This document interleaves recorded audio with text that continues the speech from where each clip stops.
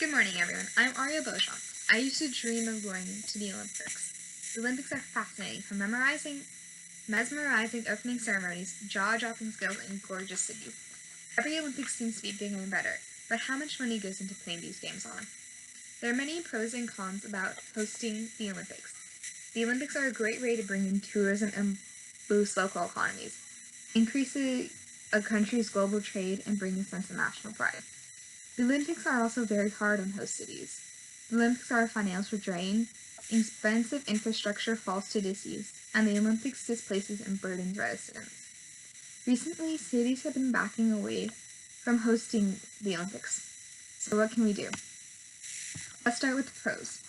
First, the Olympics increases tourism and boosts local economies. Every Olympics, we see people from all over the world flooding into host cities to watch the Olympics. For example, in the 2016 Games held in Rio, there were 10,500 athletes. 7.5 million tickets were on sale, and 65% of those tickets were sold to foreign tourists.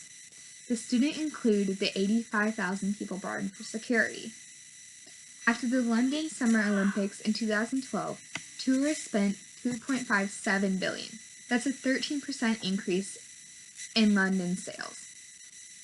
The city of Barcelona made its way to the top 3 best cities in Europe after the 1992 Olympics because they revitalized their city. Tourism and economy is not only affected during the Olympics, but after as well. Like Barcelona made it to the top 3 cities in Europe, many cities are put onto the top vacation spots, or if their city is located near a coastline like Rio, they're added to stops on cruise lines. This brings in thousands of new tourists every day. In 2016, the Port Marvel in Rio handled a total of 265,188 cruise passengers. And for the 2017-2018 season, the port handled 24 ships and around 240,000 passengers. Second, the Olympics increases a host country's global trade and stature. Bidding on hosting the games opens trade for countries through the World Trade Organization. Every 2 years, cities around the world make bids to the International Olympic Commission, or the IOC, to host the Olympic Games. And on here is the process they go through. So first is the invitation phase, then the candidature process. In the process, there are 3 stages. Stage 1, which is vision, so the game's concept and strategy. Stage 2, governance, which is legal and venue funding to make sure that they can pay for hosting the games. And Stage 3 is the game's delivery, so the experience and venue legacy. For 2 weeks, the host city gets to be in the spotlight, broadcasting nearly 6,000 hours on TV with an estimated 3.8 billion watchers worldwide. Host cities tend to be invited to large economic organizations. For example, Spain joined the EEC within a year of the 1986 Barcelona Summer Games, and Korea's political liberalization coincided with the winning of the bid for the 1988 Seoul Summer Games. Another pro is that the Olympics create a sense of national pride. Hosting the Olympics adds to the pride and excitement. The feeling that this is your home, your place. You walk around with your head a little taller and your confidence boosted. You want your city to look great. So, for the 2016 Summer Games, Port Marvel in Rio underwent massive development. The port development project included reconstruction of over 430 miles of infrastructure, water, sewage, drainage, construction of around 11 miles of bike paths, new public transportation developments, which included a 19-mile-long railway system linking the city's subway, ferry, and bus stations. At the 2016 Rio Games, about 44% of the people who bought tickets were from Brazil. People have a feeling of drive and determination. This leads to harder working people, and productivity brings on good feelings and vice versa. While the Olympics made bring many benefits to a city, there are also many ways the Olympics can hurt a city. This is why cities have been backing away from hosting these extravagant games.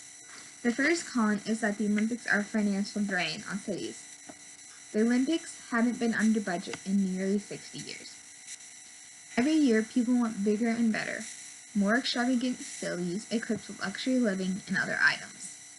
The 2018 Winter Games in South Korea costed $13 billion, but that doesn't compare to the whopping $50 billion that Sochi spent in 2014. Montreal spent 3 decades paying back debt for the 1976 Games. Bidding to host the Games already has an application fee to make sure that cities are able to handle costs. The cost for bidding for the Games is incredibly high, and bid committees must pay an application fee. The fee for hosting the 2012 Olympics was $150,000. The high fee is meant to discourage cities that are not committed to the efforts necessary to host the Olympics. But host cities consistently go over budget, so what can be done? Cities should find inexpensive materials and infrastructure. Instead of building a brand new Olympic Village, upgrade buildings such as hotels that can make things reusable. A large part of money lost comes from expensive infrastructure and buildings that fall to disuse. It costs millions to build all these buildings and sports centers and training fields. After the Olympics, host cities have to pay to keep these buildings clean and well kept. Many people come after the Olympics to walk around Olympic Village, but after the disuse and lack of tourists, the place has become rusted, overgrown, and graffitied. Some are later demolished because they cost too much to maintain. But by demolishing the buildings, you are paying money to take down places that costed millions to build, and they're only used for a short time.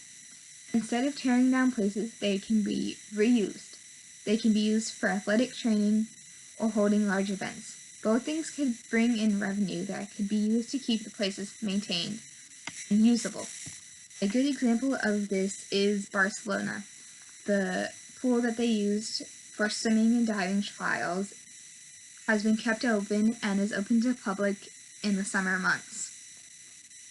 Lastly, the Olympics displaced and burdened residents of the host city. To make room for the infrastructure, neighborhoods are destroyed and residents are moved to the outskirts of town, far from family and work. A family in Rio was moved across town to make way for the Olympic Village. Not only are they moved and forced to find new places to live, they also are taxed to pay for the Olympics. For example, the Clays Lane housing estate in East London used to home up to 450 tenants until it was purchased in the summer of 2007 to make way for the site of the 2012 Olympics. I think that the cities that are lowly populated have land area and not many tourists make for the best host cities. Because people will not be displaced, there's still plenty of land to build on, and it will bring in lots of tourists and economy. The Olympics are a tradition that were started in 776 BC. As the years have gone on, the games have changed drastically. And with the changing world in games, we need to change our approach to the games in order to still receive the benefits and make a profit. Here are my references.